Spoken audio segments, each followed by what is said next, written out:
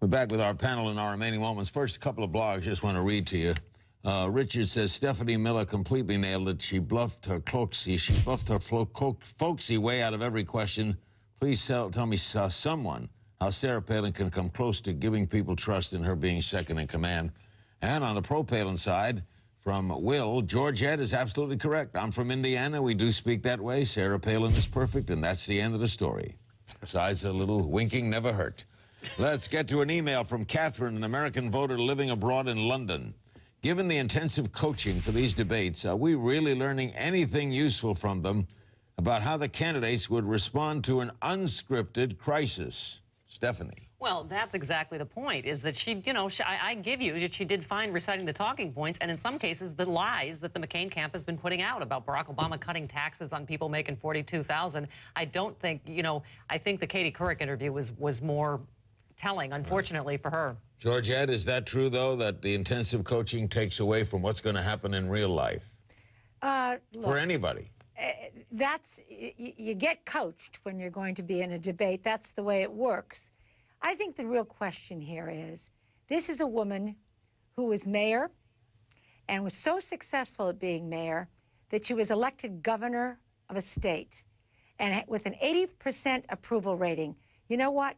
You could make fun of her all you want, but those are real accomplishments. And she took on her own party in that state. That's not the question being asked. Georgette, she was mayor of a town of 6,000 that she left $20 million in debt. Are you really saying that qualifies? Georgette, hold it. Georgette, the question was, how does intensive coaching tell us what someone would do with an unscripted crisis? I don't think intensive coaching does tell you what you do in an unscripted crisis. So therefore, we don't know. No, I think you have to look at the person's entire record and see. It's about judgment. I mean, you can be an intellectual genius and not be able to get dressed in the morning. It really comes down to judgment. We have an email from Keith in Richmond, Virginia. Debates between candidates for national office are supposed to be about substance, yet so much post-debate coverage sounds like commentary on a high school popularity contest. Why not more focus on issues instead of this American Idol mode? Pags, true? Well, I think that the reason is because, you know, with the media the way that it is today in 2008 American, by the way, it's beautiful. It's not just everybody sitting around a radio anymore. You've got so many choices.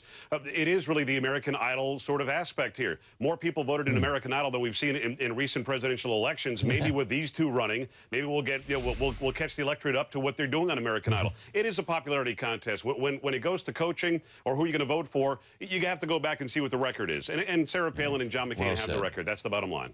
That's what Ed Schultz, you close it out. What do you think, the effect of coaching, the effect of debates? Well, I think we saw that Sarah Palin is a quick study, and for her to stand at the podium the way she did last night, that played to her strength. Where she's tripped up, Larry, is in an open format and the follow-up question. But the American people are going to remember that she could not recite one Supreme Court case when most recently the Supreme Court ruled on the Exxon Valdez in her state of Alaska. Now, how could she not regurgitate that? Also, not being able to say what she reads. I mean, this was in front of 70 million people, and the judgment is going to be rendered here in the next few weeks. She read that McCain is pulling out of Michigan in the paper today, so we know that she reads. We have a new feature called Larry King Interactive. It's your chance to be part of the show. Interact right now, CNN.com/Larry King. Who won the debate? Right now, Joe Biden is leading with 83% of the vote. Still time to vote at CNN.com/Larry King. And while you're there, download our podcast, President Bill Clinton. Next week, Michelle Obama, and she'll be here the night right after the presidential debate. We thank our whole panel for being with us. Here's Anderson Cooper and AC 360. Larry, thanks so much tonight. The deal is done. The bailout package goes through 263 to 171.